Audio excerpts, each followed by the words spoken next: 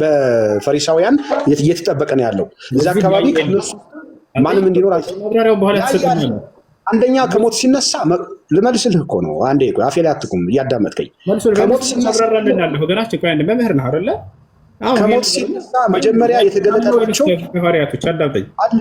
ከሐዋርያት መጀመሪያ ራሱ ከሞት ሲነሳ የመቃብር ጠባቂዎች መጀመሪያ ራሳቸው አትቀይር ጥያቄው። አንተ ራስን ጠይቀህ ለመመለስ ፈልገህ ከሆነ ይሄ አይደለም እኔ ጠየቅኩህን አትቁጥና እሱን መለስ። ኢየሱስ ክርስቶስ ሲነሳ ጊዜ ያየ ሐዋርያ አለ ወይንስ የለም? መጽሐፍ ቅዱስን አንተ መጠየቅ ያለብህ እኮ የመጽሐፍ ቅዱስን ሀሳብ እንጂ ያንተን ሀሳብ መጠየቅ እንዳለብኝ የምትነግረኝ። እኔ ጠይቃለሁ፣ አንተ መልስ። ያ ማለት እኮ ጥያቄውን መልስ ላለማግኘት ፈለክ ማለት ነው። አንተ ነህ የምትፈልገውን ጥያቄ ቀይረህ ልትመልስ እየፈለክ ያለኸው። አያስኬድም እንደዚህ።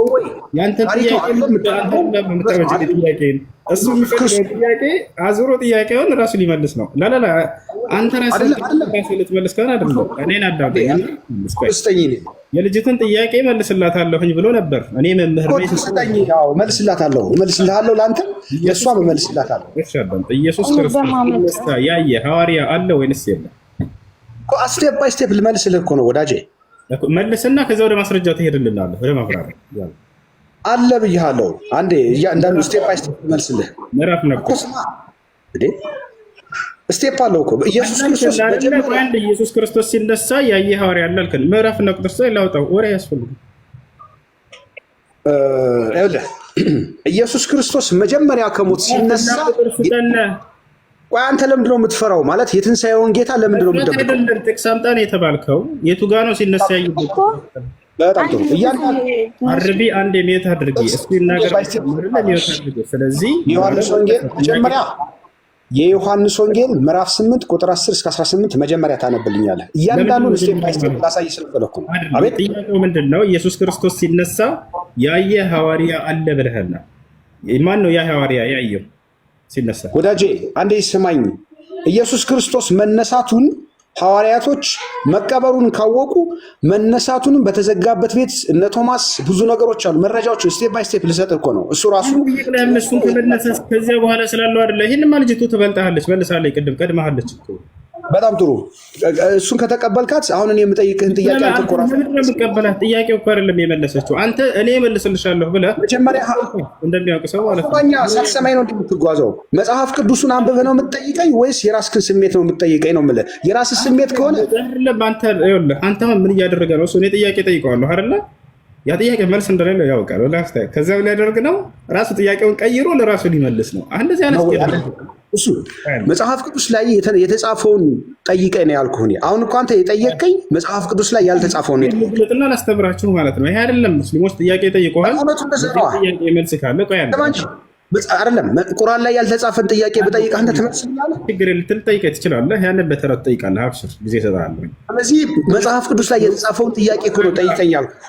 ኢየሱስ መጽሐፍ ቅዱስ ላይ እንደሌለ ስለሚያውቅ መጽሐፍ ቅዱስ ላይ የተጻፈ ነገር ጠይቀኛል። እንደዛ አይደለም። መጀመሪያ ወዳጄ ኢየሱስ ክርስቶስ እንደተነሳ መጀመሪያ የመቃብር ጠባቂዎች ናቸው ምስክሮቹ። ይሄን ታውቃለህ። ሲነሳ አላዩም አይደለ? እመጣልሃለሁ። ስቴፕ መጀመሪያ እንተማመን። እኔ እናንተ ምን ነክቶ ነው ግን ትንሣኤው እንድልሽ ክፍል ይችላል። ወገናችን ይኸውልህ ጥያቄው ምን መጽሐፍ ቅዱስ ተጽፏል አይደል? የተጻፈውን እናንብበው። ስሜትህን ሳይሆን መጽሐፍ ቅዱስ። ተረጋጋ፣ ቀስ በል። ስሜትህን ፍርሃትን አትበል። አንተ እንደፈራህ ነው የሚያሳይ። እንዳለ መረጃ ሳይኖርህ ታወራለህ እንዴ? ልጅቱ ትበልጥሃለች። የምሬን ነው። መምህር ነኝ ተባልክ እንጂ መጀመሪያ አለች። ከተነሳ በኋላ ያዩት አካሎች እንዳሉ ይሄን እኮ አለ። ስለሱ አይደለም ጥያቄያችን። መጽሐፍ ቅዱሳዊ አንተ ከሆነ እየጠቀስክኝ፣ ይቅርታ አንተ እየጠየቅከኝ ያለው መጽሐፍ ቅዱሳዊ ጥቅስ ሳይሆን የአንተን ስሜት ነው ነው የምልህ። መጽሐፍ ቅዱሳዊ ጥያቄ ነው ወገናችን። ጥያቄያችን ሲከብዳቸው ስሜታቸው አሉ ጨራሽ አይደለም። መጽሐፍ ቅዱሳውን ለምን አትጠይቀንም? ቀስ ኢየሱስ ክርስቶስ አንተ የጠየቅከኝ ጥያቄ መጽሐፍ ቅዱሳዊ አድርገህ ንገረኝ ነው ያልኩህ። እሺ ችግር ቆይ አንዴ ተረጋጋ። ጥያቄን እጠይቃለሁ፣ ከዛ አንተ ከመጽሐፍ ትመልሳለህ። እሺ ኢየሱስ ክርስቶስ ከመቃብሩ ሲነሳ ያየ ሐዋርያ አለ ወይንስ የለም? እኮ ይህንን መጽሐፍ ቅዱሳዊ አድርገህ ነገር ነው እያልኩ ያለሁት። አማርኛ የምትችል ከሆነ ይሄ የአንተን ስሜት አይደለም ጥያቄ ነው። ይኸውልህ ስሜት አይደለም፣ ይሄ የአንተ ስሜት ነው። ስሜት አይደለም ጥያቄ ነው። ሰውዬው ወገናችን ምን ሆነ ነው? መልስ ስለሌለ ወላሂ የለም መልስ። ነው ወይ? ይሄ የአንተ ስሜት እንጂ መጽሐፍ ቅዱሳዊ አይደለም። ለምን ብለህ ጠይቀኝ። የአንተ ጥያቄ ነው፣ መልስ የለውም በል። የኔ ጥያቄ ነው። እኔ እሺ ልንገርህ አንዴ። በነገራችን ላይ የሰው እንትን ላይ አትቁም። ያው ከቤትህ አክብሬ መጀመሪያ ነው እያልኩ ቢያንስ እንኳን አክብረኝ። እንደው ተውና እኔ አላከበርኩም ማለት አይደለም። ከባድ ጥያቄ ያንተን ጥያቄ መጽሐፍ ቅዱሳዊ አድርገህ ጠይቀኝ ነው ካልኩ አትችልም። ለምን? ያንተን ስሜት ነው የምትጠይቀው እንጂ መጽሐፍ ቅዱሳዊ ጥያቄ አይደለም እንዴ? አምላክ አንድም ሶስትም ነው አልክ አይደለ? በዚያ ላይ ተንተርሼ ስጠይቀህ አይ ከመጽሐፍ ለዛ መረጃ እሰጥሃለሁ። አንድም ሶስት ማለት አንዴ ተረጋጋሽ በቃ። ስለዚህ ጥያቄው ምንድነው? ወላሂ መልስ የለው። የመጀመሪያ የምታደርጓቸው ምንድነው? ኢየሱስ ከሙታን ተነስቷል ብሎ ይነግሯቸዋል። ማን ነው ይሄን ያለው? ሐዋርያቶች ያዩትን የመሰከሩትን ጽፈዋል ይላል አይደለ? በቃ ሲነሳ ያዩበትን አንድ ቦታ ጥቅስ ስጠኝ በሏቸው፣ ወፍ የለም። ስለዚህ ምን እያለ ነው? መጽሐፍ ቅዱስን አንሳና ከዚያ ላስተምራችሁ። ይሄን ቸርች ላይ ሄድና ምእመኑን ሄደህ ሰብስበህ ማስተማር ትችላለህ። ሙስሊሞች ጋር ደግሞ ፋላሲ ፖለቲካ እየሰራ ስለሆነ ውሸት ፖለቲካ እየሰራ ስለሆነ ማርያም አንዴ ይኸውልህ ሁሱ አሁን ለምሳሌ መሐመድ ቁርአን ወርዶልኛል አለ። መውረዱን በምን እናት አንዴ ቆይ፣ ከእሱ ጋር ታገናኙ። እሱ ኢየሱስ ክርስቶስ ከሙታን ሲነሳ ያየ አንድ ሐዋርያ አለ ወይንስ የለም? እነዚህ ሊመልሱ አልቻሉም። ሌሎች ክርስቲያን ካሉ እሱ ይህንን ሀሳብክን መጽሐፍ ቅዱሳዊ አድርገህ ጠይቀኝ እያልኩ እኮ ነው። ክርስቲያን ካለ ይመልስባቸው። የሰማኸኝ አይደለም? እሺ ወደ እኔ እንምጣ። እሱ የለም አልኩህ እኔ ወደ እኔ እንምጣ። በቃ ሰላም ለአንተ ይሁን። እንዴት ነህ? እሺ ብዙ ሙስሊም ወንድሞች ከአንተ ጋር እንዳወራ ጋብዞኝ ነው የመጣሁትና ጥያቄ አለ ትመልሳለህ? ያ የተነሳውን ልመልስልህ ነው። በጣም ጥሩ። ኢየሱስ ክርስቶስ ከሙታን ሲነሳ ያየ ሐዋርያ አለ ወይንስ የለም? እሺ ሲነሳ ስትል ሞት ያ ስጋው ህያው ሆኖ ከመቃብር ሲወጣ ፌስት እንዲህ ቆሞ ያየ ነው። እንደዛ አይነት ጥያቄ ነው የጠየቀኝ። በቃ እንደዛ አይነት አልተጻፈም መጽሐፍ ቅዱስ። እንደዛ ያየም አለ ብሎ አልነገረንም። የነገረን ምንድን ነው? መጽሐፍ ቅዱስ ክርስቶስ ከመሞቱ በፊት ዮሐንስ ወንጌል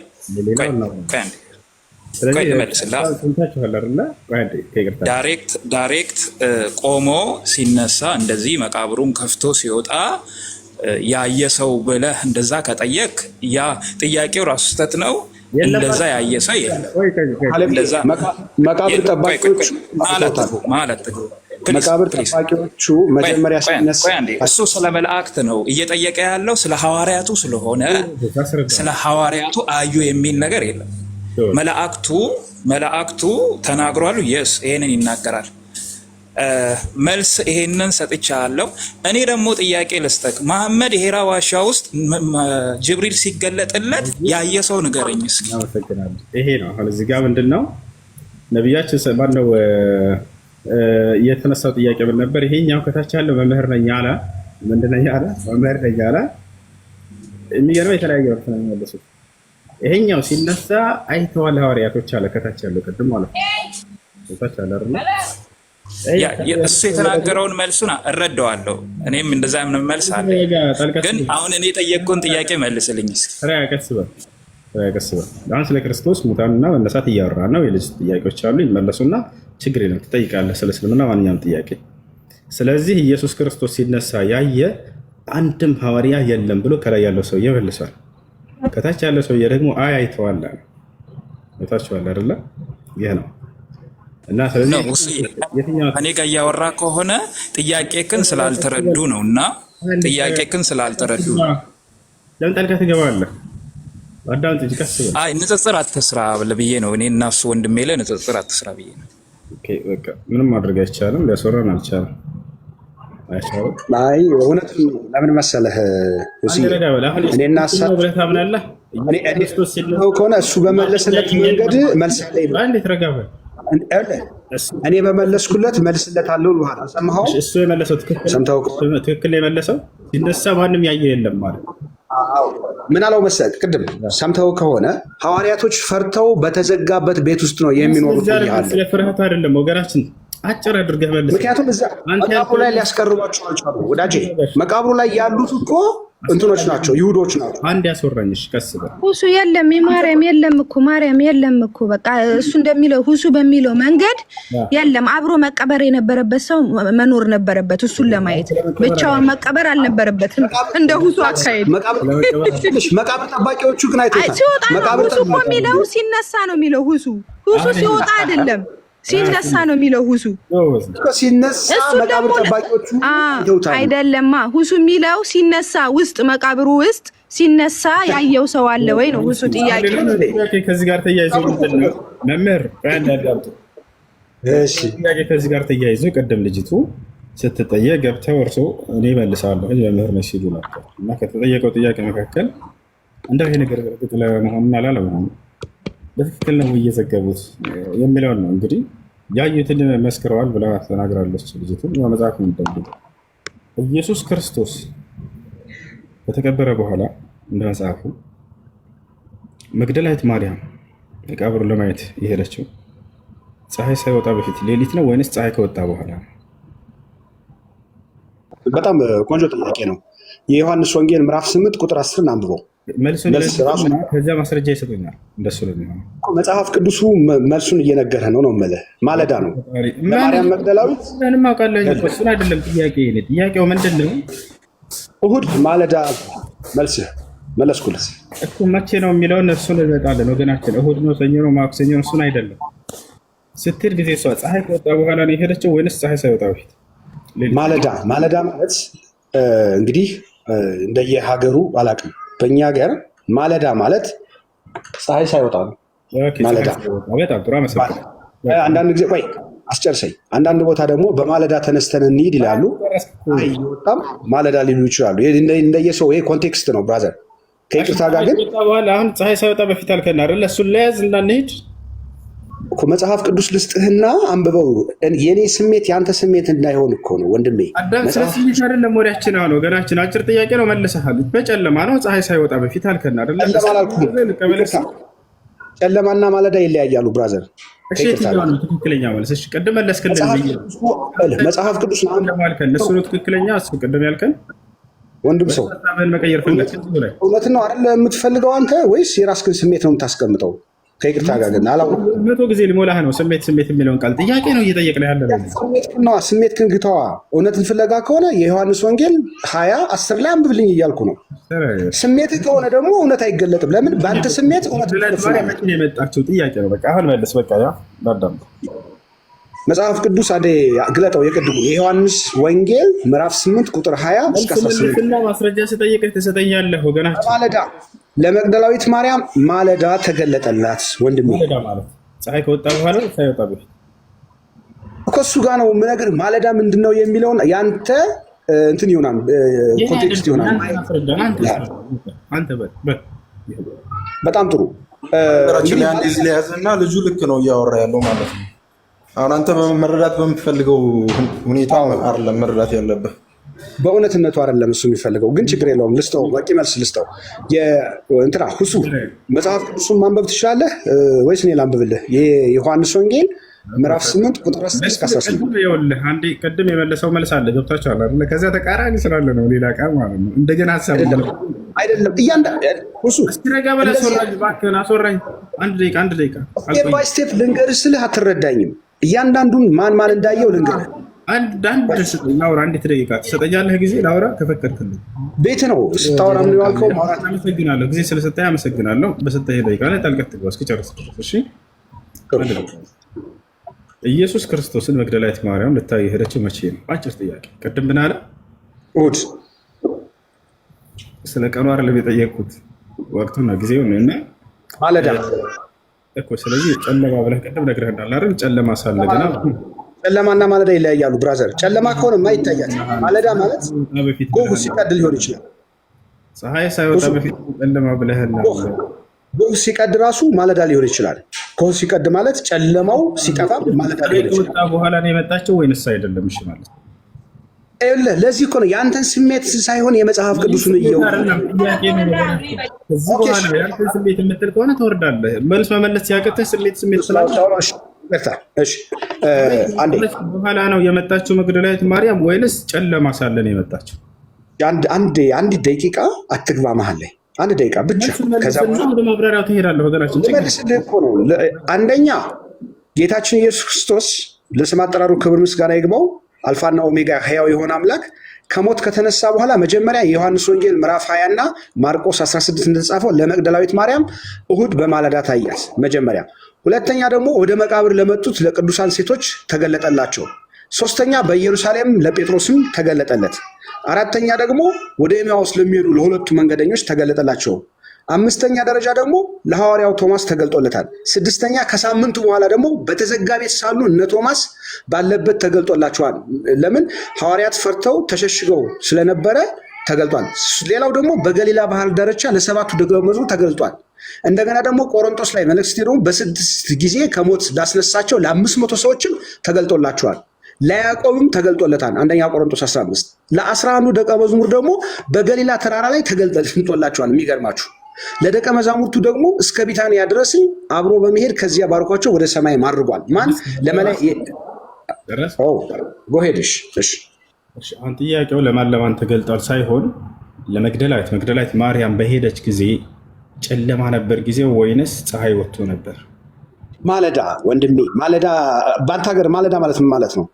አብራራንተ ችግር የለም። ፀሐይ ወጥቶ ነበር አልወጣም? ለምን እኔ አብራራልሃለሁ። ማለዳ ብያለሁ። ማለዳ አንተ እንዴት ነው የተረዳኸው? እኔ አረዳድ አይደለም ወገናችን፣ ያንተን አረዳድ መጽሐፉ ያንተ ነውና ጥያቄ እየተጠየቅክ ነው። አንድ ቦታ ላይ ፀሐይ ከወጣች በኋላ እንደመጣች ይነግረናል። አንድ ቦታ ላይ ደግሞ ገና ጨለማ እንደሆነ ይነግረናል። በየትኛው ጊዜ?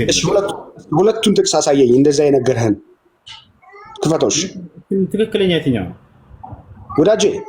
ሁለቱንም ክፈተው አሳያለሁ። ትክክለኛ የትኛው ነው? ጥያቄውን መልስ መጀመሪያ እኮ እኔ ራሱ መጽሐፍ ቅዱስ ሁላችንም እያየን እዛው ተረጉምልሃለሁ ነው የምልህ። አሳያለሁኝ። እኔ ለማምጣት ዝግጁ ነኝ። ያው ትክክለኛው ግን የትኛው ነው? ፀሐይ ከወጣ በኋላ ነው የመጣቸው ወይንስ ጨለማ እያለ ነው የመጣቸው? ቀደም ብያለሁ እኮ እንደየክፍለ ሀገሩ ማለዳ ማለት አንዳንድ ቦታ ላይ ፀሐይ ሲወጣ ማለዳ ይላሉ። አንዳንድ ቦታ ላይ ደግሞ ጥያቄውን መልስልኝ እባክህ። እሺ በቃ ማየት ስለሚፈልጉ ክርስቲያን ልጆች ይኖራሉ። ይህን እውነት ማየት ይፈልጋሉ። ቆይ አይደለም ቅዱሱን አውጣና ከዛ ተነስተህ ሞግተው። አንተ አንተ ወደላ ነገር ነው እየወሰድክ ያለው አይደለም፣ የሚጋጭ ነገር ነው። በፍጹም ክርስቶስ ላይ ይሄ ነገር እንዳልሆነበት የሚያሳዩ ትልቅ ማስረጃዎች ናቸው። እሱ አትበል። ለአንተ ዕዳ ይበዛብሃል እኮ ለአንተ። እሱ ተነስቷን አድርጓል፣ ግን ለአንተ ላልተቀበልከው ላላወቅከው የበለጠ ዕዳ ይሆንብሃል። እሱ ላይ ይሄ በፍጹም እንዳልተከሰተበት እንድትረዱ ነው። ቆይ አንድ ጊዜ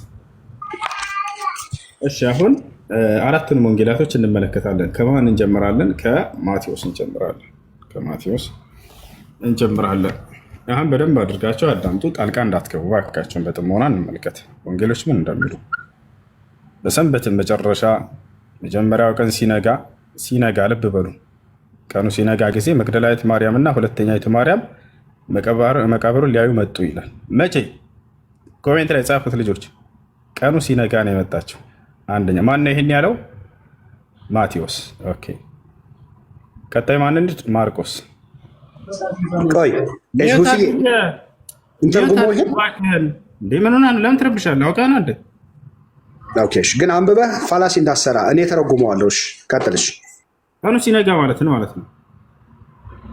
ለምሳሌ ቀኑ ሲነጋ ማለት ማለዳ ነው በእኛ ሀገር አባባል። ማለዳ ተነስተሽ ቀኑ ሲነጋ ማለት ጨለማ ሲወገድና ቀኑ ሲነጋ ማለት እኮ ነው። ማለዳ ማለት እኮ እሺ፣ ቀጥል። ሌሊቱ ያውና ሰንበት። ይሄ ደግሞ ማነው? ቀጣይ ማርቆስ ደግሞ ምን አለ? ልብ በሉ። ሰንበትም ካለፈ በኋላ መግደላዊት ማርያም፣ የያዕቆብም እናት ማርያም፣ ሰሎሜ መጥተው ሊቀበሉት ሽቶ ገዙ ይላል።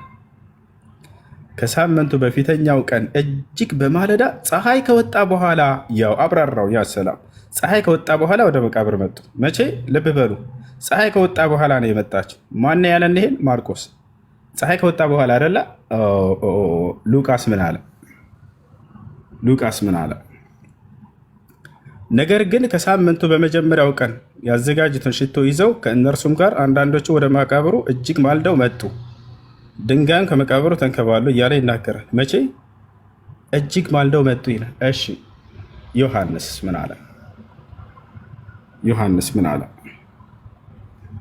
ከሳምንቱም በፊተኛው ቀን መግደላዊት ማርያም ገና ጨለማ ሳለ ያሰላም መቼ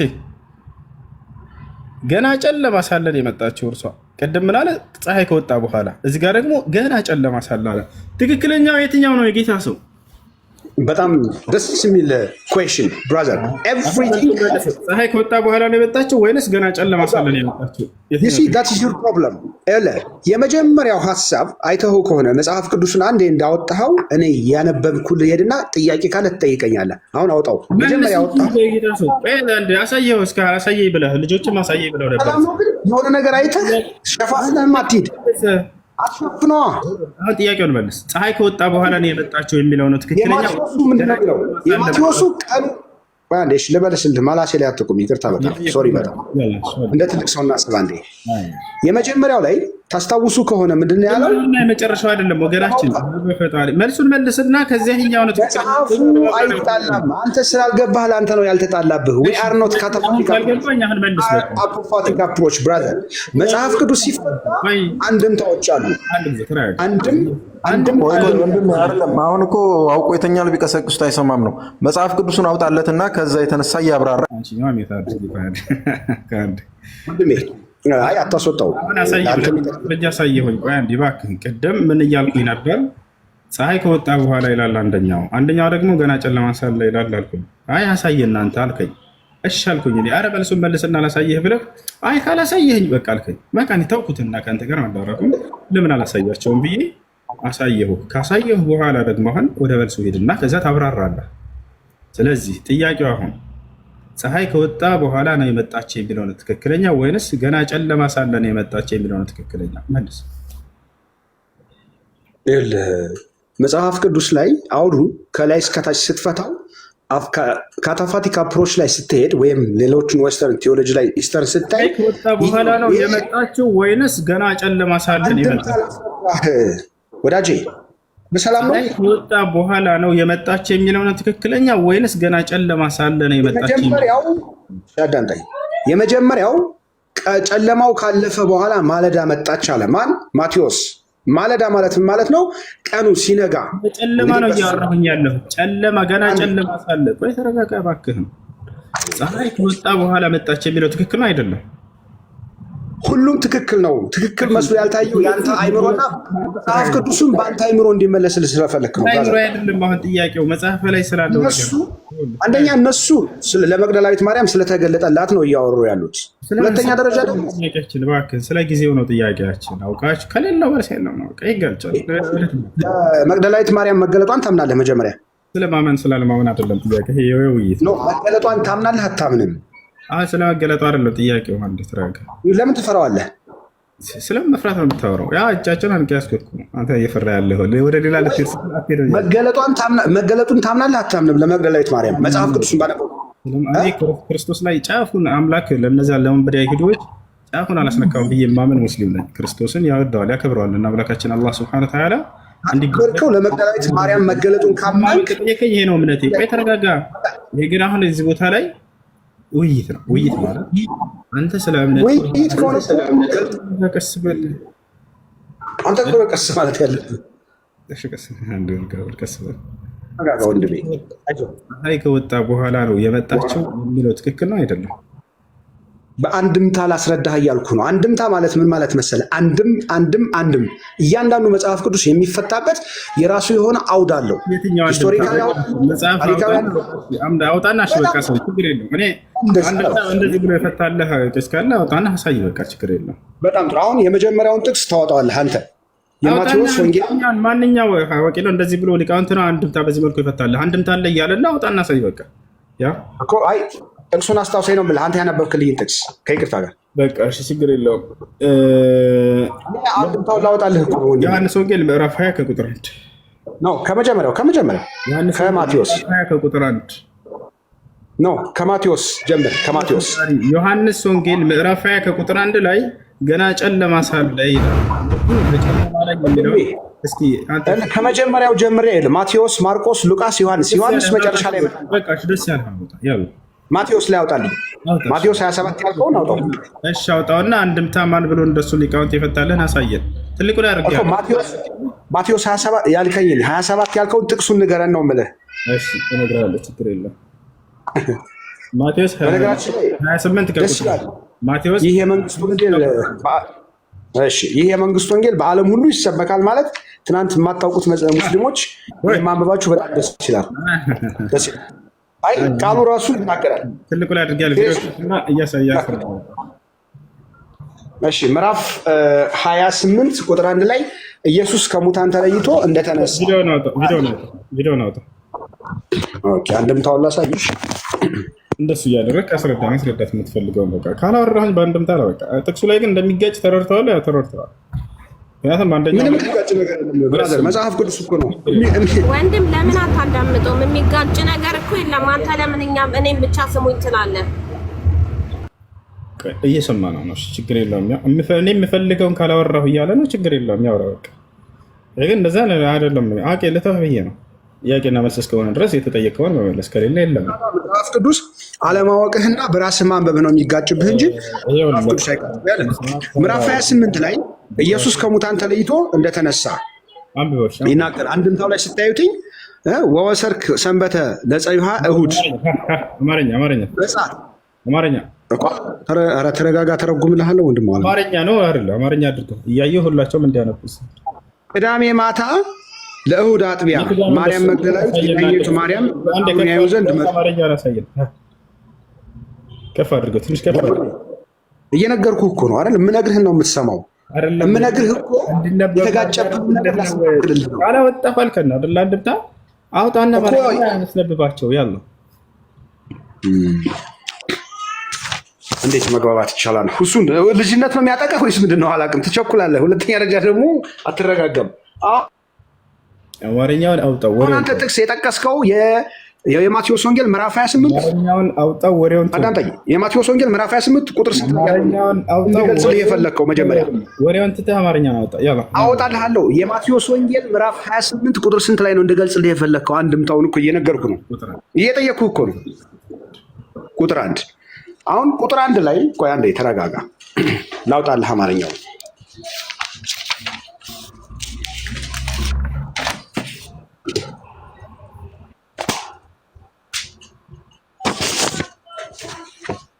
የማቴዎስ ወንጌል ምዕራፍ 28 ቁጥር 1 ላይ በሰንበትም ማለዳ ለእሁድ ለአጥቢያ ማርያም በሰንበትም ማታ ለእሁድ ለአጥቢያ ማርያም መግደላዊትና ሁለተኛይቱ ማርያም መቃብሩን ሊያዩ መጡ። እነሆ ታላቅ የምድር መናወጥ ሆነ። አያችሁት? የምድር መናወጥ ሆነ። የተደረገው ነው እንግዲህ ወንጌላዊ እየጻፈላችሁ ያለው የእግዚአብሔር መልአክ ከሰማይ አንድን እኮ አብራራልኝ እያልከኝ እኮ ነው። 28 አንድን እኮ ታነሳይ ብለህ አይደል እዚህ ጋር የመጣው የጌታ ሰው ምን ነው እንደገና ቃሉን ይህንን ወደ ግዕዝ እየወሰድኩልህ ነው ወንድም አለም። ይህንን ወደ አንድምታው ማለት ይሄኛው ነው። ይኸውልህ ወንድም አለም በአማርኛ ወጣው ጌታ አንድምታው ግዕዝ ከግዕዝ ይተረጎማል። ግዕዝ ወደ አማርኛ ይተረጎማል። ግዕዝ ከግዕዝ እኔ ካልተረጎምኩልህ አይገባህም። ግዕዝ ኢየሱስ ከሙታን ተለይቶ እንደተነሳ ይልና ምዕራፍ 1ን ሲተረጉመው ማርቆስ 16:5 እና ዮሐንስ 20 ላይ ያለውን እንድታይ ይጋብዝሃል። አማርኛውን አድርገውና እንመልከተው። በአማርኛ አለው አይደለ? ቅዳሜ ማታ እኮ አማርኛው ይኸውልህ እዚህ ወንድሜ ከፍ አድርገውና በጣም ጥሩ። ስለዚህ እሱም ጋር ምን ይላል? ቅዳሜ ማታ ለዛ እኮ ነው እየውልህ ከመጀመሪያ አንብበው። ምን ይላል? ከመጀመሪያው አንብበው። ድምፅህን ከፍ አድርገህ አንብበው። በቃ እናምናለን። ችግር የለውም። አንብበው። ኦኬ ጉድ ፎር ዩ ብታዳምጥ ለአንተ ይጠቅምሃል። ቅዳሜ ማታ ወገናችን ጌታ ሰው አንብብ፣ ዝም ብለህ አንብብ የተማልከው ጌታ ሰው እንደ ጴንጤዎቹ። እሺ በቅዳሜ ማታ ለእሑድ አጥቢያ ማርያም መግደላዊት ሌላኛይቱ ማርያም መቃብሩን ያዩ ዘንድ መጡ። ማርያም ባፋልያ ናት። አየህ እዚህ ጋር እያንዳንዱን ነገር ተረጎመልህ እነማን እንደነበሩ። መቼ የሚለውን ነው የምንፈልገው ወገናችን። ቅዳሜ ማታ አይደለ? ለእሑድ አጥቢያ ማርያም መግደላዊትና ሌላኛይቱ ማርያም እኮ። ስለዚህ ማታ ላይ ነው የሄደችው አይደል? በሰንበት ማታ አማርኛው ላይም ያው እኮ ነው። ሰንበት ማለት ቅዳሜ ነው። በሰንበት ማታ ለእሑድ አጥቢያ ማርያም መግደላዊትና ሁለተኛ ማታ ላይ ነው ወይ ንገረን። አንጀታችንን በላኸው። ማታ ነው ወይ? እሱን እንያዘው። የትኛውን እንያዝ? እነዚህ ማታ መጡ ነው የሚል የመጀመሪያው ላይ 28 ላይ ያለው። ስለዚህ ማታ መጡ ይለናል አይደለ? ማታ ማለት መቼም ፀሐይ ወጥቶ አይደለም አይደለ? ማታ ማለት በሰንበት ማታ ለእሑድ አጥቢያ ማለት ማታ ማለት ምን ማለት መሰለ? ማታ ማለት ቀኑ ካለፈ በኋላ ያለውን ነው ማታ እያለ የሚገልጸው። ኦኬ። ስለዚህ ገና ምሽት ላይ ሳለ ማለት ነው አይደለ? ማታ። ለዚህ ነው ተረጋጋ ምልህ መጽሐፍ ቅዱስን ከላይ እስከታች ሳታነብኝ አሁን ለማታ ማለት ሌሊት ማለት ነው አይደለ? ወይንስ ፀሐይ ከወጣ በኋላ ነው? እዚህ ጋር ይኸውልህ እነ መግደላዊት ማርያም የመጡበትን እያንዳንዱን አውድ ተራ በተራ እንየው ያልኩህ ለዛ ነው። ለምን ወንጌላውያን ማታ የሚለውን ፍታልንሽ። ማታ የሚለው ፀሐይ ከወጣ በኋላ ነው ወይንስ ፀሐይ ሳይወጣ በፊት? በሰንበት ማታ ለእሑድ አጥቢያ። አጥቢያ ማለት ምን ማለት መሰለህ? አጥቢያ አሁን ለምሳሌ አጥቢያ የሚባለው ምን መሰለህ? ለምሳሌ ጎህ ሲቀድ ማታ ላይ አጥቢያ፣ ማታው ምሽቱ አልፎ ጠዋት ላይ ከመምጣቱ በፊት ጎህ ሲቀድ ያ ማለዳ ይባላል።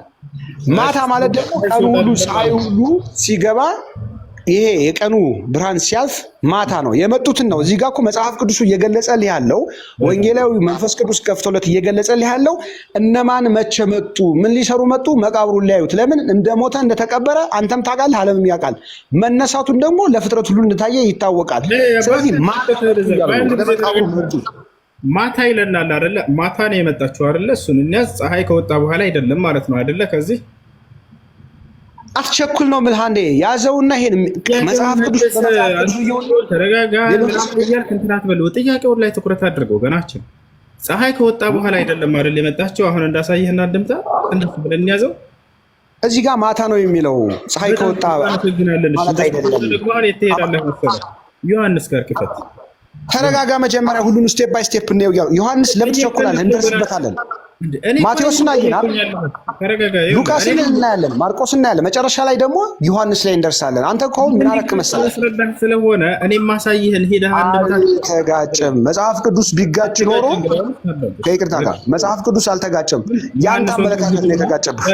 ዮሐንስ ወንጌል ምዕራፍ 20 ክፈት። ማይ ጋድ ይሄን እኮ ገና አልጨረስንም። ለምን ትቸኩላለህ? እሱን ያዝን እኮ ገናችን። አሁን ደግሞ ይሄኛውን ዮሐንስ ወንጌል ደግሞ ክፈት። መጀመሪያ ቆይ እዚህ ላይ ምን አሁን አንድ ጥያቄ ልጠይቅ። እዚህ መጀመሪያ የተረዳኸው ነገር አለ? አዎ ነገርከን። ፀሐይ ሳይወጣ ነበረ ነገርከን እሱ ጋር እነሱ። እሺ ፀሐይ ሳይወጣ ከመውጣታቸው በፊት ምን ተደረገ? ስለ መደረጉ ሳይሆን ስለ ጊዜው ነው ልናወራ እዚህ ጋር የመጣው። ለምን ትክዳለህ? የስነ ፍጥረት አንተ ካድ ወደየትም አትቀይረው። መካድ የሌለብህ ነገር አለ። አንተ እኮ ሙስሊም ነህ ማለት አታውቀውም። ለምን መጡ ብለዋል። ሊያስቀይስ ነው አንተ ቤት። ኧረ በስመ አብ ወወልድ ወመንፈስ ቅዱስ። ወዳጄ እሱ አንተ ነህ፣ እኔ አይደለሁም። ማታ ነው የመጣችው አይደለ? ማታ ነው የመጣችው። እሺ ማታ ነው የመጣችው አይደለ? እስኪ አንዴ ተንፍስ እስኪ በእናትህ። በሰላም ነው ግን እኔ እንጃ ማለት አሁን እስካሁን እንደ ሰው ነው እያወራሁ ያለሁት። እንደ ሰው ሆነህ አውራኝ፣ እንግባባ ከይቅርታ ጋር። እንደ ሰው ሆነህ እንደ ሰው እንግባባ ከይቅርታ ጋር ማለት ነው። እኔ ጋር ትኩረት እያደረግሽ ነው።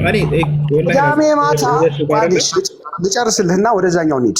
ቅዳሜ ማታ ለእሑድ አጥቢያ ማርያም መቅደላዊት ሌላኛይቱ ማርያም መቃብሩን ያዩ ዘንድ መጡ። ማርያም ባውፍሊያ ናት አለ እዚህ ጋር አንድምታው ላይ። ወንጌሉ ላይ ደግሞ ስወስድህ በሰንበት ማታ ለእሑድ አጥቢያ ማርያም መቅደላዊት ሁለተኛይቱ ማርያም መቃብሩን ሊያዩ መጡ ነው የሚለው። ለምን መጡ? መቃብሩን ይኸውላችሁ፣ አለፍ ብላችሁ ስታነቡ እነሆ ታላቅ የምድር መናወጥ ሆነ ይላል። የሚገርማችሁ ታላቅ የምድር መናወጥ። ስብከትን አቁም። ስለመናወጡ አይደለም ረሳ፣ በኋላ እናወጣለን። ስለመናወጡ ምኑ ነው ስብከት ነው የሚለው ወገናችን። ተረጋጋ። የእግዚአብሔር መልአክም ከሰማይ ወርዶ ዮሐንስ ወንጌል ደግሞ እስኪ አንዴ ይህን ሰዎች እንዲያዩት አንዴ እድል ስጥ እና ወደዛ ወስድሃለሁ። ስለመናወጡ ስብከት በኋላ ትሰብካለህ፣ ችግር የለውም አብሽር፣ እያንዳንዱ ሄደበታለን። አሁን ጊዜውን ነው። የእግዚአብሔር መልአክ ከሰማይ ወርዶ ቀርቦ በመቃብሩ ጨርሻለሁ፣ በመቃብሩ አፍ ላይ ድንጋይ አንከባሉ በላዩ ተቀመጠ ይላል። ዮሐንስ ወንጌል ምዕራፍ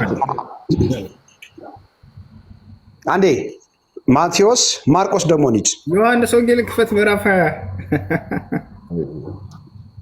አትከፍትም? ቆይ ልክፈትልህ። ዮሐንስ ወንጌል ምዕራፍ 20 ክፈተው። አየህ ሙሉን አውድ ሳታነብ በአንተ አይምሮ ውስጥ ብቻ ነገሮችን እንትን እንዲተው አትፈልግ። ምዕራፍ 20 ክፍት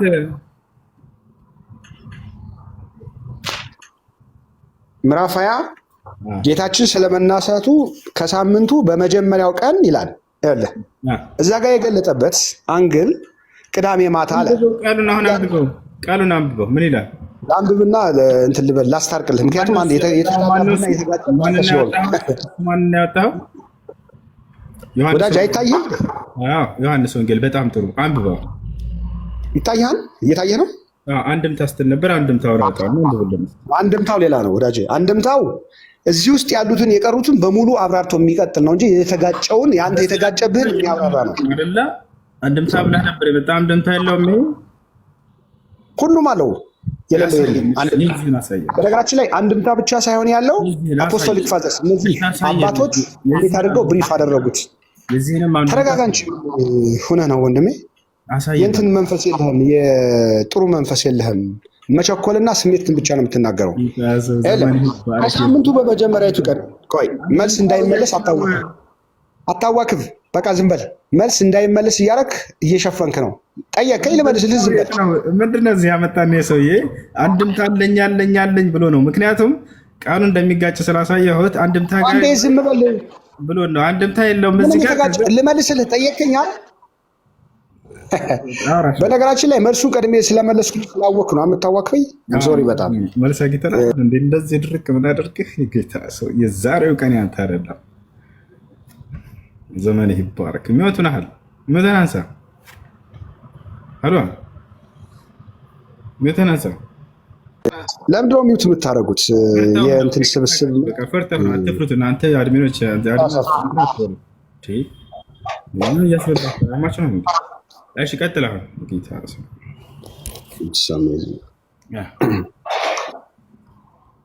ተረጋጋህ? ተረጋግቻለሁ። በጣም ጥሩ። የሰማይ የምድር አምላክ አይለይህ ወንድሜ። ሌላ ምንም ልልህ አልችልም። ነገር ግን ተለይ አምላኩ ቀኝ ሄዷል። ምን ያደርጋል? በጣም ያሳዝነው።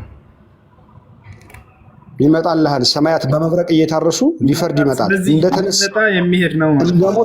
እንደሞት ካወቅ አለ በሁሉ አለ፣ እዚህም አለ፣ እዛም አለ። ከአብ ቀኝ ሄዶ የተቀመጠ ሄደ ያለው በስጋው ማርያም መገለጡ የለበሰውን ስጋ ማክበሩ ወነበረ በማን ለእግዚአብሔር ቀኝ ግራ የለውም። ቀኝ ያለው በኃይል ያለው ፍጡር ነው ወይስ ፈጣሪ ነው? እሱም ተረጉምልሃለሁ። አሁን ለመሸሽ ሞክር። በፈጣሪ ቀጥል። ኢየሱስ ክርስቶስ አምላክ ነው፣ ዘላለማዊ አምላክ ነው። ከዘመናት የነበረው ነው። ያ ነው በስጋ ተገልጦ ያየኸው። በስጋ ተገልጦ ነው ያየኸው። ወይ አታውራ ጠይቃለህ፣ ስመልስልህ አንብብ ትላለህ። አይደለም ወደ እሱም ተወው አልከኝ እኮ አይደለ? ልክ ስንተወው ደግሞ እንደገና ትመለሳለህ። አብ ወልድ ወመንፈስ ቅዱስ አሐዱ አምላክ። በሕያው ኢየሱስ ክርስቶስ ስም የጅኛችሁ በሙሉ የታሰሩ ይሁኑ። በሳምንቱ በመጀመሪያ ቀን ማርያም መቅደላዊት በማለዳ ገና ጨለማ ሳለ ወደ መቃብር መጣች። አስቡት። እዚህ ጋር ምንድን ነው ያለው? ያላችሁ ገና ጨለማ ሳለ። ኧረ ቆይ አንዴ ልተርጎም። ኧረ በስላሴ እኔ መንፈሱ ታሰረ። ኦኬ መንፈሱ ከታሰረ ልጅየው አንተ ከሆንክ ምንም ማድረግ አይቻልም። እንደ ሰው ሆነህ ስማኝ። መመለስ ሳይችል ጊዜ በቃ እየተሳደብክ ነው። ትልቅ ሰው እንዳልመልስ አታሰናክለኝ። መልስ ስታጣ ትሳደባለህ። እንዳልመልስ አታሰናክለኝ። ስመልስ መሀል ላይ አትግባ አልኩህ። እሺ ሁለቱን እያነጻጸርኩ ነው።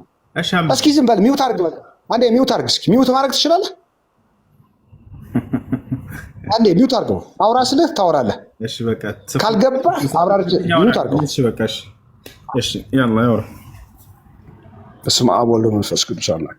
መድኃኔ ዓለም ኢየሱስ ክርስቶስ ማን ነው መድኃኒት? መድኃኒት ያደረገው ማን ነው? ተደርጎ ነው አይደለ? ጌታችን መድኃኒታችን ኢየሱስ ክርስቶስ የዓለም ሁሉ ጨለማ በነበረበት ጊዜ ለአንተም ለእኔም ለፍጥረት ሁሉ ዓለምን ሁሉ ሊያድን መጣ። መድኃኔ ዓለም ማለት አንደኛ ዮሐንስ ተደርጎ ነው አይደለ? የጌታ በጣም ጥሩ። መድኃኒትነቱን ከአሁንም ሌላ ጥያቄ ከጠየቅ ዝም አልልህም። ለምን አላልፍህም? አንደኛ ዮሐንስ ምዕራፍ ቁጥር 42 ላይ እርሱ ኢየሱስ ክርስቶስ ስማኝ የዓለም መድኃኒት እንደሆነ እናውቃለን። አንደኛ ዮሐንስ 4 ላይ ኢየሱስ ክርስቶስ አባት ልጁን መድኃኒት ሊሆን የዓለም መድኃኒት ሊሆን እንደላከው እናውቃለን ተብሏል። ተልኳል። ስለዚህ መድኃኒት ተደርጎ ነው ማለት ነው አይደለም? የተላከውን ካላወቅ አባቱን አታውቀውም። ምክንያቱም የተላከው መድኃኒቱን በስጋ የገለጠልን መድኃኒት ተደርጎ ነው አይደለ? በመደረግ ያገኘው ነው። ምን እንደምታስቀኝ ልንገርህ። የሆነች ጥቅስ ታነብና እኔ ሳወራ ያች ብቅ ብቅ እያለች ታስቸግርሃለች። ሚዩት አድርግ እያልኩ እንኳን ሚዩት ማድረግ አልችልም። እሱ እያንዳንዱ ትጠይቀኛለች። ጥያቄ ሲጠየቅ ጊዜ ወደ እኔ ትኩረት ያደርጋል። ከባድ የሚባል የለም። እንዴት አንተ በእናትህ 6ኛው ክፍለ ዘመን ላይ ሙሐመድ ሸውዶ የጻፈህን ጽሑፍ ይዘህ አሁን አንተ ክርስቲያኖችን ከባድ ጥያቄ አለ ትላለህ? ኢትስ አሜዚንግ። ምንም ማድረግ በጣም እየገረመ እግዚአብሔር ሄደ መልስ ሲያጣ ጊዜ ሙሐመድ ብሎ እንግዲህ እንዳልመልስ እያረከኝ ነው። በነገራችን ላይ መልስ ብለህ ልመልስ ወጣ አያሹ ወላሂ ያን ቃሉ ላይ ጥቅሱ ላይ ችግር እንዳለ በመጀመሪያ በቃ ባጭሩ ጥቅልል ሳደርግላችሁ መግደላዊት ማርያም በሚለው ጉዳይ ነበር እዚህ ሁሉ ድረስ የደረሰው። መቼ ነው የመጣቸው ነው አጭር ጥያቄ። አንደኛው ላይ ፀሐይ ከወጣች በኋላ ይላል፣ አንደኛው ላይ ገና ጨለማ ሳለ ይላል። የትኛው ነው ትክክለኛው ስለው አይ አንድምታ ላይ አለ፣ ያንን አብራራለሁኝ አለ። አንድምታ ያመጣል ብለን ስንጠብቀው የለም አንድምታ ላይ እዚያው ላይ ልክ መጽሐፍ ላይ እንዳለው ነው አንድምታ ደስ የሚል ያስቀመጠው። ጨለማ ጨለማ ብሎታል እዚያኛው ላይ ገና ጨለማ ሳለ ገና ጨለማ ሳለ። ስለዚህ ይሄንን በምን እንትን አለ ሙሐመድ እንደዚህ ሸውራጅ ብሎ ወደ መሳደብ ክርስቲያኖች ይሄ ነው መልስ ሲያጡ። ይሄ ሰውዬ እንግዲህ መምህር ነኝ ነበር ያለው ልጅትን ያስቆማት ከታች እኔ መምህር ነኝ ልመልስላት እያለ ነበር። ታቸው ይሄን ይመስላል። ሰላም አለይኩም። ወአለይኩም ሰላም። እንዴት ነህ? ሰላም ነው? ሰላም አልሐምዱሊላህ። ማሻአላህ አላህ ያግዝ። በጣም ትልቅ አማና እየተወጣ ነው ያለው። መርሐባ። እሺ አንድ ጥያቄ ነበረኝ። እሺ ጥያቄ ምንድነው? ቅርብ ጊዜ የሆነ አጋጣሚ ላይቭ ላይ ባላየውም አጋጣሚ ፌስቡክ ላይ ዞር ዞር እያልኩ ያየሁት ቪዲዮ ነው። ታውቃለህ አንድ ሰለምቴ ነበር አንተን እንትን ሲጠይቀህ ምንድነው ኢየሱስ ክርስቶስ ሞትን ድል አድርጎ የተነሳ ምናምን ነገር በሚል እንደሚያምን ነው መሰለኝ አሁንም እና ከፍራል እንደገና ሻሃዳ ያዝ ነው ምናምን ነገር ስትለው እንደዛ አይነት ነገር ቪዲዮ ያየው መሰለኝ። ሁክም እንዴት ነው? ቀጥታ አሁን ለምሳሌ በጅህልና ምናምንም ሊሆን ይችላል በሚል ለምሳሌ ሱረቱ አልአዕራፍ ላይ ወጃወዝና ቢበኒ እስራኤል البحر فأتوا على قوم يعكفون على أصنام لهم قالوا يا موسى اجعل لنا إلها كما لهم آلهة قال إنكم قوم تجهلون አላቸው። እና ቀጥታ በኩፍር ሁክም ልናደርግበት እንችላለን ወይ? ሰው ከፍራል እንደገና ሻሃዳ ያዝ ማለት እንችላለን ወይ? مسائل الظاهرية نعم يرتد الإسلام عن يرتد المسلم عن دينه المسائل الظاهرية. أما المسائل الخفية فيعذر بجهله حتى تقام عليه الحجة. سوي ولا السالم من سب الله هل له عذر؟ لا. ومن سب النبي صلى الله عليه وسلم هل له عذر؟ لا. ومن استهزأ بدين الله بشيء من دين الله عز وجل لا عذر له في ذلك. قلت سبهون نقراتوش لا عذر ميبان نقرين. يتعالى هنا العذر بالجهل بالميلاد علمت بهاك الخلاف يالله هنا. مسائل الظاهرية كهنا شيخ ربيع المسالي عذر بالجهل يسأل الله بزيها قاماتهم بركاتوش حداريوش مرجعاناتوش كمالات سلام وندمي يكرتا غير الزبوت علي ايارنا عندي تتكتلش مسائل الظاهرية ላይ ከሆነ عذر የለውም ብለው ይናገራል። ለምሳሌ ሰውየው ሙስሊም ላይ አላህን ቢሳደብ አሃ ይሄ ሰው ዑዝር አለው አይከፍርም ትላለህ እንዴ? አይከፍራል። ግልጽ የሆነ ነገር ነው ማለት። ነገር ግን ድብቅ በሆኑ مسائل الخفية በሆኑ ነገራቶች ላይ አዎ ይዛኔ ማዕذር ነው። ሰውየው ለምሳሌ ሙስሊም ላይ ብሎ ረሱልን ቢለምን ቢጣራ ይሄ ሰው ሽርክ ነው ያስወጣ ነበር ከእስላም አይደለ? ነገር ግን ተሸውዶ ሊሆን ይችላል በሙብተዲዓዎች እስቲጋሳ ይቻላል ብለው ሸውዶት ሊሆን ይችላል። ይሄ ሰውዬ ቶሎ ብለህ አንተ ይሄ ካፊር ነው አንተ ወጣላ አይደለ? لا بد من إقامة الحجة عليه قبل الحكم عليه. نحكم على فعله ولا نحكم على الفاعل إلا بعد إقامة الحجة. هنا أما إذا كانت المسألة مسألة ظاهرية لا عذر فيها. ماشي. ما شاء الله جزاك الله خيرا. ይሄ ለምጠይቅ ነበር። እሺ ኢየሩስ ምን ነበር? ሰላም እንዴት ነሽ? ጥያቄ አለሽ?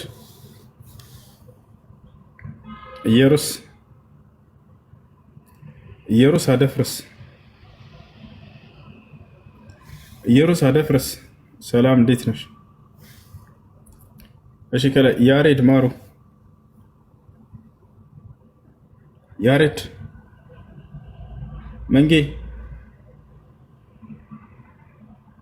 መንጌ ሁሱ ወይ ይሰማኛል። እንዴት ነህ? ደህና ነህ? ሰላም እንዴት ነህ? አለና ማን ሁሉ ሰላም እግዚአብሔር ይመስገን። እሺ ረመዳን አሪፍ ነው? ረመዳን አሪፍ። እኔ እንኳን ያለኝ ጥያቄ አንድ 3 ጥያቄዎች ናቸው። ግን አንተ እንደዚህ ብዙ እንድትጠየቅ የምፈልገው ጥያቄ ካለክ ብትነግረኝና ጥያቄዎቹን አስፈትቼልህ ይዤልህ ብመጣ ደስ ይለኛል። ሲቀጥል ግን ከአሁን በፊት ስጠይቀው ለነበረው መልስ አንድ ይዤልህ መጥቻለሁ። እሱን ኢየሱስ ክርስቶስ እኔ ኢየሱስ ነኝ ብሎ ራሱን የጠቀሰበት ቦታ ካለ አሳዩኝ ስትለን ነበር። እሱን ተረድተዋል? እሱ ኢየሱስ ክርስቶስ እኔ ኢየሱስ ክርስቶስ ነኝ ወይም ደግሞ አምላክ ነኝ የሚል ጥቅስ በመጽሐፍ ቅዱስ ካላችሁ ብለክ ነበረ ከአሁን በፊት። እኔ አምላክ ነኝ ያለበት ቦታ ልታሳየን? እኔ አምላክ ነኝ አምልኩኝ ያለበት ቦታ እንጠይቃቸዋለን። እኔ አምላክ ነኝ አምልኩኝ ሆነ እኔ አምላክ እሱ ኢየሱስ ክርስቶስ ወይም ደግሞ አምላክ እንደሆነ የተቀመጠ ማስረጃ አለ። እሺ ጥያቄውን አዳምጥ። እሺ ችግር የለውም። እሺ ኢየሱስ ክርስቶስ በራሱ አንደበት ማስተምር ብዙ እኔ አምላክ ነኝ ያለበት ቦታ አለ። የዮሐንስ ወንጌል ምዕራፍ 3 ከቁጥር 13 ላይ አውተክ ማንበብ ትችላለህ። ኩሱ ምን ይላል? ጥያቄ እኔ አምላክ ነኝ ብሏል። እዛ ጋር አምልኩኝ ብሏል። አዎ። እሺ እናንብበው። ዮሐንስ ወንጌል ስንት ነው ያልከው? ምዕራፍ 13 ከቁጥር 13 ላይ 13 እንደዚህ አይደለም የሚለው ምንድን ነው የሚለው? መምህርና ጌታ ትኛላችሁ እንዲሆነ ከዛ በኋላ ቀጥሎ ምንድነው? እስኪ ጨርሰው አምላክ እንደሆንኩኝ ወይም ደግሞ መድኃኒት እንደሆንኩኝ ይላል። እሺ አይደል? ጥያቄው ምንድነው? እኔ አምላክ ነኝ አምልኩኝ ያለበት ያው ነገረህ እኮ እሱ እዚህ ጋር ነገረህ አይደለም። ይሄ ከእንግዲህ ተናግሯል ወይ ነው ጥያቄው እንዴ? ይሄ ታዲያ ከመናገር ይተናነሳል? ሁሱ ያው እኮ እንደዛ ወገናችን እንደዛ አይደለም። እንደውም ኢየሱስ ክርስቶስ አምላክ እንዳለው እየተናገረው ኢየሱስ ክርስቶስ አምላክ እንዳለው ተናግሯል። ማስረጃ እስቲ እዚህ አምላክ አለው ኢየሱስ አምላክ አለው። አምላክ ለሆነ አምላክ ብቻ ነው አይችልም።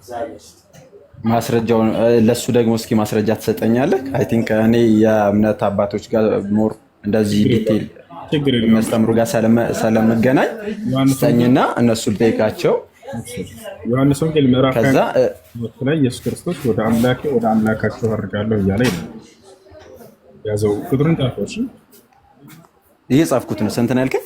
ዮሐንስ ወንጌል ምዕራፍ 20 ቁጥር 17። ዛሬ ባህሪ ገዝተሻል መንጌ 17 ነው። አይ እኔ ከአሁን በፊትም አንተ ጋር ስገባ እኮ አንተ የሆነ ምን እንደ ገለልተኛ ሰው ሆኜ ስነግርህ ምን አለ መሰለህ ግን እሱ በቃ ወጣ ችግር የለም። ዮሐንስ ወንጌል ምዕራፍ 20 እሺ አንደኛ እሱ ግን ምንድነው እኛ ሌላ ጨምር። እሺ ኤፌሶን ምዕራፍ 1 ቁጥር ኤፌሶን ምዕራፍ 1 ቁጥር 3 ወረድ ብለህ እዚህ 17 1 ከ3 የኢየሱስ ክርስቶስ አምላክ ይባረክ እያለ ቃል በቃል ይናገራል። እሺ ሌላው ደግሞ ምንድነው መሰለህ አሁን ለምሳሌ ማርያም እናቴ ጠብቂኝ የሚለውን አሁን ካንተ ጋር ሲያወራ የነበረው ያለ መደማመጥ ማውራቱ ትርጉም አያመጣም። ሁሴን በአንተም በኩል ቢሆን በእኛም ጋር ቢሆን ማዳመጥ ከዛ መመለስ። እሱም መመለስ ካልቻለ ኦፍ ኮርስ ከሚችለው ሰው ጋር ቢያወራና ሞር ደግሞ ተመልሶ መጥቶ አንተ ይሄ እንደዚህ ነው ብሎ ቢነግርህ መልካም። አንተም ደግሞ እያወራከው እያለ እሱ ማዳመጥ አለበት ባይ ነኝ።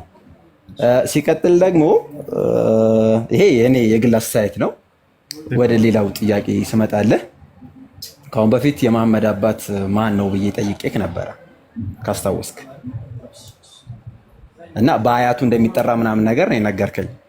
ራይት እንደሚጠራ አንድ ቦታ የተናገሩት ነው ነቢያችን ሰለላሁ ዐለይሂ ወሰለም አነ ነብይ ላ ከዚብ ተናግረዋል። በማን አባቴ ነው ይላሉ ሲፈልጉ አብርሃም አባታቸው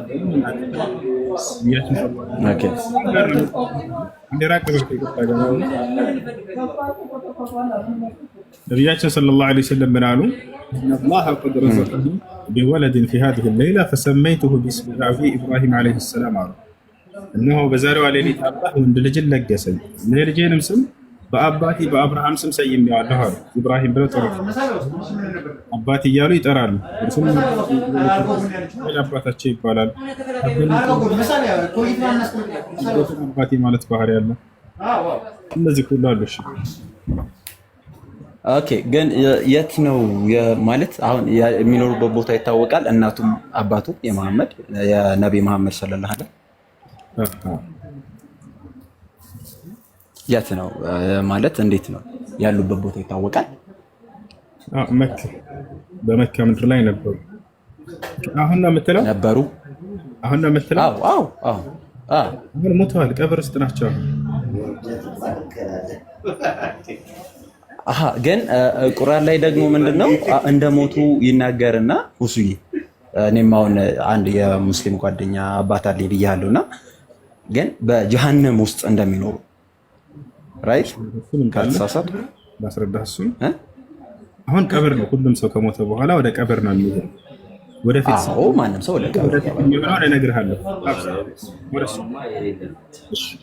በመጀመሪያ ልናውቅ የሚገባው ነገር አንድ ነቢይ እናቱም አባቱ አክስቱ አጎቱ ከሃዲ ቢሆኑ ያንን ነቢይ የሚጎዳው ነገር አለ የለም? እሳት ቢሆኑ እነዛ ቤተሰቦቹ የሚጎዳው ነገር አለ የለም? እሱን ጀምር። የሚጎዳው ነገር እሱን የሚያስተች ነገር አለ የለም? ለምሳሌ አብርሃም አባቱ ከሃዲ ነበር፣ ጣዖት አምላኪ ነበር፣ የእሳት ነው።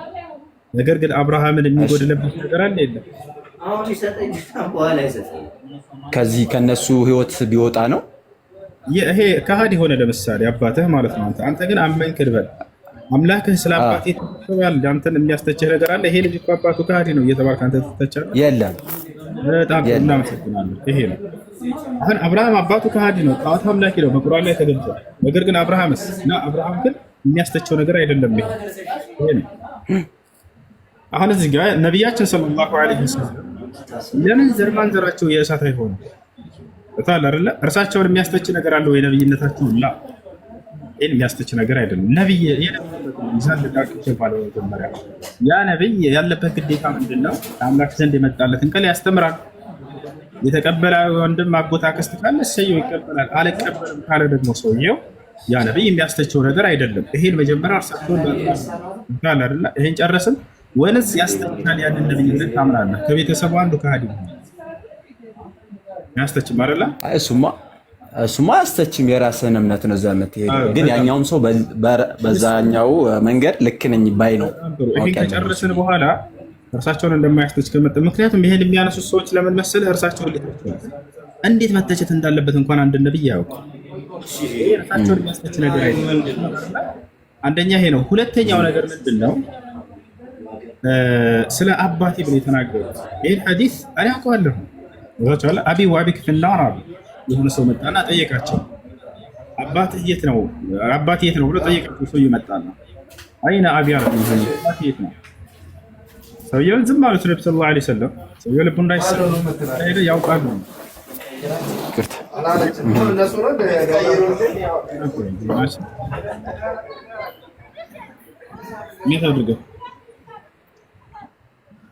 ጨረስክ? ምን አሉ ነቢያችን ሰለላሁ ዐለይሂ ወሰለም ጋር ሰውየው መጣና አይን አቢ አላቸው። አባቴ የት ነው አሉ። አባቴ የት ነው ሲላቸው ጊዜ ዝም አሉት ነብዩ ሰለላሁ ዐለይሂ ወሰለም። ከዚያ እንደገና መለሱለት። አንደኛ ከዚህ ከሐዲስ እንዳውም ነብዩ ሰለላሁ ዐለይሂ ወሰለም ለመተቸት ብለው ካመጡት የሚደንቅ ከዚህ ነገር የነገርኳቸው ነገር ምንድን ነው? ሙስሊሞች ልጆች ረሱልን ለመተቸት ብለው በሚያመጡት ሐዲስ ውስጥ እርሳቸውን የሚያስወድስና የሚያስመሰግን ትልቅ ነገር አገኛለሁኝ አላልኳቸው?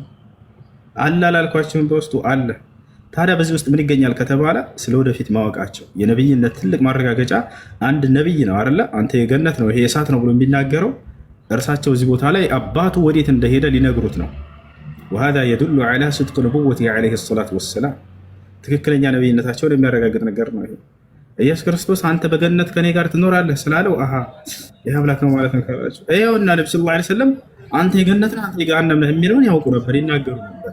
አባቱ የት እንደሆነ ይሄ ሰው አቢ ወአቡከ ፊናር አባቴም አባቴም የእሳት ናቸው አሉ። ግን እዚህ ቦታ ላይ ጥያቄው ምንድነው? አባቴ ሲሉ የትኛውን አባታቸው ነው? ምክንያቱም ነብዩ ሰለላሁ ዐለይሂ ወሰለም ወይንም እንደ እስልምና አጎት አባት ተብሎ ይጠራል። ይጣጫዋል አይደል? አያት አባት ተብሎ ይጠራል። ለምን ሁሱዬ እዛ ላይ እንዴት ተረጋጋ። አባት ተብሎ ይጠራል። ታዲያ የትኛውን አባታቸውን ነው የሚለውን እንዴት ነው ማወቅ የምንችለው? ወላጅ አባት ይባላል። አዎ ይባላል። አጎት አባት ይባላል። ለምሳሌ በቁርአን ላይ አላህ ሱብሓነሁ ወተዓላ ሱረቱል በቀራ ላይ የኢስሐቅን የያዕቆብን ልጆች ያዕቆብ ኢስማኤልን አባቴ ብሎ እንደሚጠራ እናያለን። ያዕቆብ ኢስማኤልን አባቴ ይለዋል። ኢስማኤል ግን ለያዕቆብ ምን ነው? አጎቱ ነው አይደል? እስማኤል ለያዕቆብ አጎቱ ነው። ግን ምን ብሎ ይጠራዋል? አባት ይለዋል። አያችሁ አይደል? እንደ እስልምና አረዳድ ይሄን ነገር ልታውቀው ይገባል። አጎትን አባት ብሎ ይጠራል። አረቦች ጋር ይሄ ነገር የተለመደ ነው። ወጥቷል። አንደኛ ያዙ። ይሄን ማስረጃ የቱ ጋር ነው ከተባለ በሱረቱል በቀራ ላይ ስለ ያዕቆብና ስለ እስማኤል እየተናገረ ማስረጃ ሳየን እያሉ ነው። እያንዳንዱን ማስረጃ ላሳያቸው። ሌላው ነገር አያት አባት ተብሎ ይጠራል። ነብዩ ሰለላሁ ዐለይሂ ወሰለም አንድ ቦታ ላይ ቅድም መጀመሪያ ላይ እንደነገርኩ አነ ነብይ ላ ከዚብ አነ ኢብኑ አብዱል ሙጠሊብ አሉ። እኔ ነብይ ነኝ፣ ይሄ ነገር ውሸት አይደለም እውነት ነው ካሉ በኋላ እኔ ደግሞ የአብዱል ሙጠሊብ ልጅ ነኝ አሉ። አብዱል ሙጠሊብ ምናቸው ነው? ልጆች መልሱ። አብዱል ሙጠሊብ ምናቸው ነው? አባታቸው ነው እንዴ? አይደለም። ምናቸው ነው? አያታቸው ነው። አያት ምን ተብሎ ይጠራል? አባት ተብሎ ይጠራል። አየህ አይደለ? አያት አባት ተብሎ ይጠራል። አጎት አባት ተብሎ ይጠራል። ይጠራሉ አረቦች። ይሄ ታወቀ ነው። ሶስተኛው ምንድን ነው? ወላጅ አባት ይባላል። ይሄ ታወቀ ነው። ይሄ ነው። ታዲያ እንዴት ነው ይሄን ነገር ማወቅ የምንችለው? እዚህ ጋር የሰዎች ሀሳብ ሊኖራቸው ይችላል። ነብዩ ሰለላሁ ዐለይሂ ወሰለም አባት እስከሆነ ድረስ ያሉት የትኛው አባት እንደሆነ በግልጽ ሶሪህ እስካልተቀመጠ ድረስ የኔ እምነት ምንድነው እነዚህን አባት ብሎ እስከሚጠራ ድረስ ቁርአን እና ሐዲስ ላይ ማስረጃ እንደማመጣ ለሁላቸው የትኛው ነው የሚለውን ደግሞ በሌላ ማስረጃ እናየዋለን። በግልጽ የተናገሩት አባቴ አብደላህ ነው ብለዋል ወይ አላሉም? ነብዩ ሰለላሁ ዐለይሂ ወሰለም አባቴ አብደላህ ነው ብለዋል አላሉም? አብደላህ ነው እዚህ ቦታ ላይ እየታሰበበት እንደዛ የሚል የለም። ታዲያ የትኛው ነው ከተባለ በእኛ ዘንድ አህለል ፈትራ የሚባል ነገር አለ። የፈትራ ባለቤቶች ፈትራ ብሎ ማለት ነው በአንድ ነብይና በአንድ ነብይ መካከል የነበሩ ሰዎች አህለል ፈትራ ይባላሉ። ወጥቷል አይደለ? ያለፈውንም ነብይ ያላገኘም ቀጣዩንም ነብይ ያላገኘም መካከል ላይ ያለ ህዝብ ነው። ከኔ ጋር ነህ መንገ? አዎ እየሰማሁህ ነው። አሁን የነብዩ መሐመድ ሰለላሁ ዐለይሂ ወሰለም አባት ከየትኞቹ ነው? ያለፈውን ነብይ መሲሁን አግኝቷል እንዳንል አላገኘውም። የእርሱን ትምህርት እንዳይከተል ኦኬ። ነብዩ መሐመድ ሰለላሁ ዐለይሂ ወሰለም አግኝቷል ወይ? ነብይነታቸውን አግኝቶ ትምህርታቸውን ወስዷል ወይ? አልወሰደም። ከየትኞቹ ነው? መካከል ላይ ካለው ነው። ወይ ከመሲሁ የሚጠቃለል አይደለም፣ ወይ ነው ከነብዩ ሰለላሁ ዐለይሂ ወሰለም የሚጠቃለል አይደለም። መካከል ላይ ያለ ህዝብ። አህለል ፈትራዎች ደግሞ ምንድናቸው ከተባለ የትንሣኤ ቀን ይፈተናሉ እንጂ በቀጥታ አምላክ ህግ ሳያወርድለት ነብይ ሳይልክለት ዝም ብሎ የሚቀጣ አይደለም። ይሄም በቁርአን ላይ ማስረጃ ወማ ኩና ሙዐዚቢና ሐታ ነብዐሰ ረሱላ አይደለም። እኔ መልእክተኛ ነብይ ሳልክ የምቀጣ አይደለሁም ማለት አይ አይደለ? መልእክተኛ ነብይ ተልኮለት ደርሶት አይ አልቀበልም ያለ እንደሚቀጣ ነግሮናል። ታዲያ ነብዩ ሰለላሁ ዐለይሂ ወሰለም አባታቸው አብደላህ ደርሶታል ወይ? አልደረሰው። ታዲያ አባት ተብለው ከሚጠሩ አካሎች ቅድም ከማስረጃ ከጠቀስኩላችሁ የደረሰው ማንኛው ነው? አቡ ጣሊብ ነው የደረሰው። አቡ ጣሊብ አጎታቸው ደርሶታል ወይ? አዎ ደርሶታል። የነብዩ ሰለላሁ ዐለይሂ ወሰለም አስተምሮ ደርሶታል ወይ? አዎ በደንብ ደርሶታል። ተቀብሏል ወይ? ግን አልተቀበለም። አያችሁ አይደለ? አያታቸውስ አልደረሰውም። እሱ ትክክለኛ አባታቸውስ አብደላህ አልደረሰውም። ማን የደረሰው? አጎታቸው እንዳደረሱት ማስረጃ አለ ወይ? አዎ አድርሰውታል። ቃል ነብዩ ሰለላሁ ዐለይሂ ወሰለም ሊዐሚሂ አቡ ጣሊብ ለአጎታቸው አቡ ጣሊብ ምን አሉት? ያ ዓም ማለት አጎቴ ሆይ ቁል ላኢላሃ ኢለላህ በል ከሊመተን ኡሐጁ ለከ ቢሃ ዒንደላህ ነገ የትንሣኤ ቀን ከአምላኬ ፊት እንድሟገትልህ በዚህ ንግግር አማኝ ነው ብዬ በልችን ቃል አሉት። ግን ለዚህ ማስረጃ ያለው ሁሱ? አዎ ላሳየህ ነው፣ ችግር የለውም። ለምሳሌ አሁን እንደዚህ አሁን ጥቅሶች ምናምን ነገር ካሉት ሞር በደንብ ሰውም እኔ ብቻ ሳልሆን ማንም ሰው እንደዚህ ጥያቄ ለሚፈጥርበት ሰው መልስ እየወሰደ ይሄዳል ማለት ነው። እኔ እናንተ እዚህ ላይ አሁን በምናወራበት ብቻ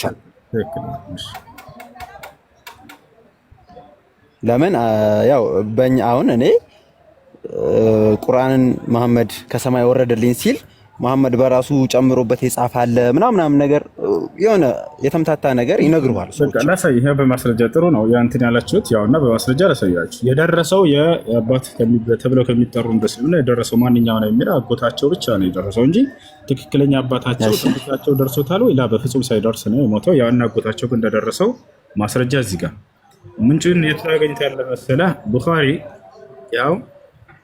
ቡኻሪ ስንት ላይ 3884 ሙስሊም 24 ላይ ታገኛለህ። ነሳኢ 35 ላይ ታገኘዋለህ።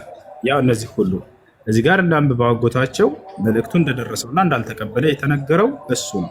አባታቸው ስላ ያው እና እዚህ ጋር አና በአማርኛ ያለህም ሁሱ ወደ አማርኛ ልቀይርላችሁ የተተረጎመ። አዎ ለምን እኛ አሁን ቅድም ግዕዙን አንደምታውን ሲያነብልህ ቀይር አልከው አንተ።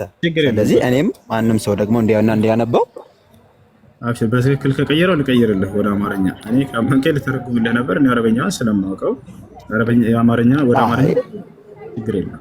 ኖርማሊ የምትለኝን ለምን እችላለሁ፣ ግን በአይኔ ሳይ ደግሞ በማስረጃ ደስ ይለኛል። እኔም የለውም ችግር የለም። ያ እንዳይታያል አይደል? አሁን በትክክል ከተረጎመ ወደ አማርኛ ልቀይርላችሁ። ያና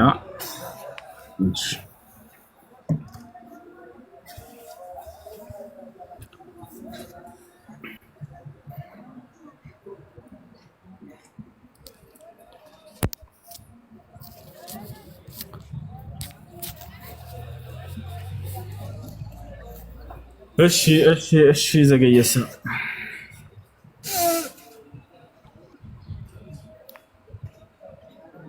እንደገና እንትን ልበለው። ኦኬ ሞክረው፣ ችግር የለም። ሰዓት ሰለል ለመተርጎም እንጂ እኮ ካሉ እንትን አነ አቡ ጣሊብ መንግዬ እንደደረሳችሁ መምህር ማርያም ነኝ። መንግዬ ቅድም መልሱን ልመልስለት ስዘጋጅ አስወጣኝ። መልስ አልመለስኩም ብዬ ነው ያስወጣኝ አይደለም።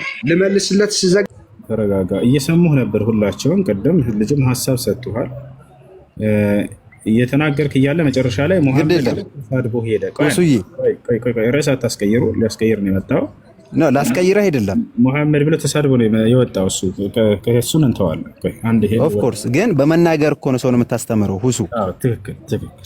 ያንሽ እንደዚህ ልክ እንዳንተ አስገባውና ሚውት ያድርግ። ተሳድቦ ነው የወጣው። ይገባል፣ ችግር የለም። እሺ አልተረጎመልህም። ምን እናድርግ? ቁጥሩን ልስጥህ፣ እናንተ ሄደህ ታየዋለህ። እኔ እዚህ ሊተርጉምላችሁ። ኦኬ ቁጥር ስጠኝ በቃ። ያው እና ቡኻሪ ላይ ያዘው። እዚህ ጋር የደረሰው መልእክት ቡኻሪ ማን ነው ከተባለ አጎታቸው ነው። ቡኻሪ 3884 3884 ነው እያየሁት ያለሁት እዚህ ጋር እና ዶት ኮም የሚለው ላይ እስኪ ከተረጎመ እዚህ ጋር ልሄድ። እኔ አድሮር ሰኒያ ከሚለው ስለማወጣ ነው። እሺ ሶሒህ ሙስሊም ቡኻሪ ቀጣ 3884 ሁሱዬ ድጋሜ ስለመጣ አንተ ቤት አትጨነቅ። ወደ ሌላ ጥያቄ ያኔ ሌላ ነገር ካየውኝ ከመናገር ወደ ኋላ አልልም። ቆይ ለመጨነቅ አይደለም ወገናችን። አንተ ተርጉምልኝ፣ እኔ አላውቀውም አረበኛውን ስላልክ ለአንተ ይከራል እንጂ ኦፍ ኮርስ አሁን አረበኛ አላውቅም አልዋሽም። ኦኬ 3884 ላይ ነው። ላሳይሽ